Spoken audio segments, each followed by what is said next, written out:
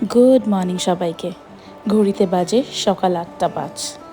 উঠে পড়েছি বেশ খানিকক্ষণ আগে, কিন্তু তাড়াতাড়ি করে খানিকটা হাতের কাজ এগিয়ে রাখছিলাম। ব্রেকফাস্ট আর লাঞ্চের প্রিপারেশনটা আমি আমার ছেলের ওঠার আগেই করে রাখার চেষ্টা করি, কারণ ও ওঠার পরে ওকে পুরো টাইমটা দিতে হয়। আমার হাজব্যান্ড অলরেডি উঠে পড়েছে অনেকক্ষণ আগেই, ও 6:30তেই উঠে পড়েছে, তার কারণ ও সকাল 7টা থেকে শিফট থাকে। তো ও মন্দিরের লাইট জ্বালিয়ে ফেলেছে অলরেডি, তাই সকালবেলা উঠেই যখন আমি মন্দিরের লাইটটা জ্বলা দেখি মনটা বেশ ভালো হয়ে যায়। আজকে বানাবো রাভা ইডলি, তাই কিচেনে চলে এসেছি। রাভাটাকে আমি সুজিটাকে আমি অলরেডি দই আর অল্প একটু জল আর নুন দিয়ে ভিজতে দিয়ে দিয়েছি। ব্যাটারটা 15-20 মিনিট ভেজার পরে আমি বাকি প্রিপারেশনসগুলো করব।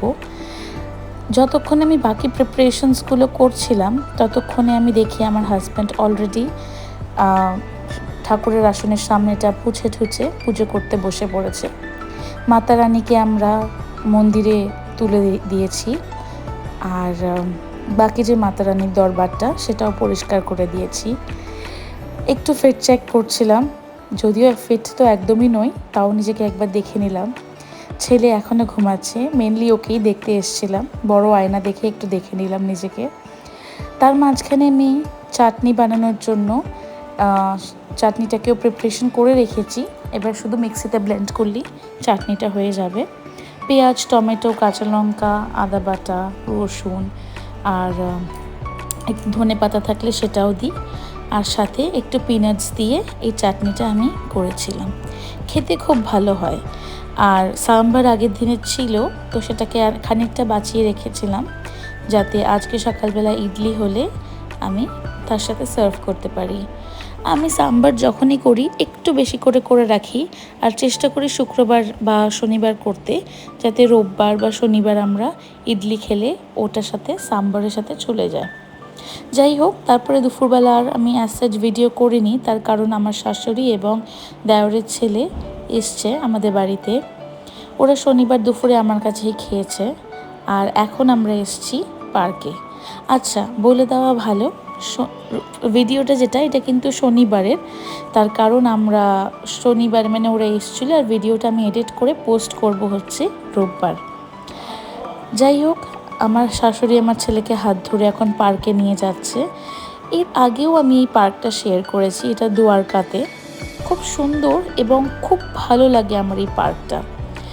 আমার দেওরের ছেলে যখন এসছে তখন আমার হাজব্যান্ড বলল তাহলে ওদের দুজনকে নিয়ে আর মাম্মিকে নিয়ে পার্কে যাই আমরা বিকেলে, ওদেরও একটু সময়টা ভালো করে কাটবে আর মাম্মিরও একটু ঘর থেকে বেরোনো হবে। আমার শ্বশুরমশাই গত হয়েছে 1 বছর হলো, কুম্বে গিয়ে ওনার অ্যাক্সিডেন্ট হয়ে গেছিলো। তারপর থেকে মাম্মি যে অ্যাজ ঘুরতে যাওয়া বা কোথাও বেরোনো খুব একটা পছন্দ করে না বললে ভুল হবে, ওনার মন চায় না। আমার শ্বশুরমশাই আমার শাশুড়ির সাথে সব সময় সব জায়গায় অ্যাকম্পানি করেছে এত বছর, মোর দেন 40 years অফ ম্যারেজ। তো হঠাৎ করে উনি ছাড়া মাম্মির কোথাও যেতে ভালো লাগে না, কিন্তু আমাদের খানিকটা জোর করাতে আজকে মাম্মি পার্কে এসছে আমাদের সাথে। তো যাই হোক, উনি গিয়ে খুব ভালো সময় কাটিয়েছে ওনার 2 নাতির সাথে। আমার ছেলে আর আমার দেওরের ছেলে দুইজন মিলে ওনাকে বেশ অনেক এন্টারটেইন করেছে। আর তাছাড়া আমার বাড়ি থেকে যখন আমি মাকে আর বাবাকে ভিডিও কল করিয়েছিলাম, আমার বাবা বারবার করে বলছিল যে একটু হাঁটাচলা করুন, একটু পার্কটা ঘুরে দেখুন, ফুল টুল দেখলে মন ভালো হবে। যাই হোক, সন্ধেটা আমরা খুব ভালো কাটিয়েছি। আমরা খানিকটা চিপস, তারপরে চা এগুলো বানিয়ে নিয়ে গেছিলাম। চা আমি ফ্লাক্সে করে বানিয়ে আর ইউজ অ্যান্ড থ্রো কাপস নিয়ে গেছিলাম। ওখানে বসে আমি আমার শাশুড়ি চা খেয়েছি, গল্প করেছি, বেশ ভালো সময় কাটিয়েছি। আর আমার ছেলে, আমার হাজব্যান্ড আর হিতাংশুকে ব্যাডমিন্টন খেলতে দেখে শিখে গেছে, ও ওর মতন করে চেষ্টা করছিল। আমার এটা ব্যক্তিগত ধারণা, আমার মনে হয় যে বাচ্চাদেরকে মল বা কোনো শপিং কমপ্লেক্সে নিয়ে যাওয়ার থেকে বিকেলবেলা ওরা পার্কে নিয়ে আসলে ওরা অনেকটা বেশি খুশি হয় এবং ওদের যে ক্রিয়েটিভ ব্রেনটা ওটা অ্যাক্টিভেট হয়। তার আমার ছেলেও যেমনি দেখে দেখে কত কিছু শিখছে, বল খেলা শিখছে, তারপরে ব্যাডমিন্টন র্যাকেট যে আর মানে ক্রিকেটের ব্যাট যে আলাদা আলাদা হয়, আলাদা আলাদাভাবে ধরতে হয় সেটা শিখছে। তো সেগুলো ধীরে ধীরে করে এইভাবেই শিখবে।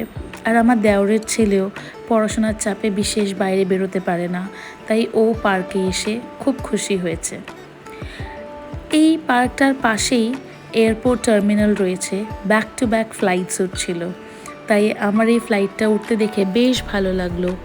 এয়ার ইন্ডিয়ার ফ্লাইট ছিল এবং বেশ বড় ফ্লাইট ছিল, তাই আমি ফ্লাইটটা যখন তুলছিলাম আমাকে আমার শাশুড়ি বলছিল, ক্যামেরায় আসবে তো, ক্যামেরায় আসবে তো।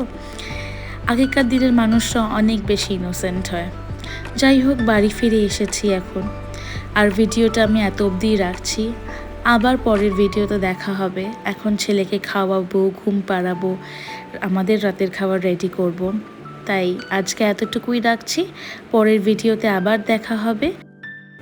যদি কারোর ভালো লেগে থাকে ভিডিওটা, প্লিজ লাইক করবেন, কমেন্ট করবেন আর শেয়ার করবেন। নতুন চ্যানেল, অনেক সাপোর্ট লাগবে। Take care, bye by.